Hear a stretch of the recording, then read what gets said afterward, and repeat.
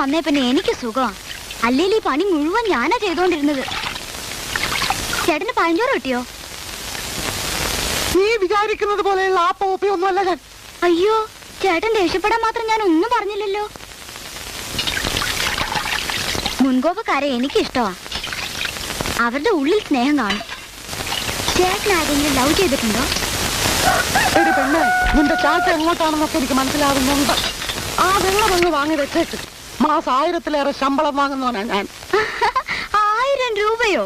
നോണ പറയാതെ എന്റെ ചേട്ടാ. മാസത്തിൽ 40 രൂപയാ ചേട്ടന്റെ ശമ്പളം എന്ന് വലിയ തള്ള പറഞ്ഞു. കള്ളൻ. എന്തുവാ ഇവിടെ രണ്ടാളും കൂടി? എനിക്ക് ചീത്തപ്പേരുണ്ടാക്കി വെക്കുവോ? തങ്കപ്പാ, ഞാൻ സൈക്കിൾ എടുത്തോണ്ട് നമ്മുടെ കൊപ്രാക്കളം വരെ ഒന്ന് പോണം. ഒരാളെ അവിടെ കൊണ്ടാക്കണം.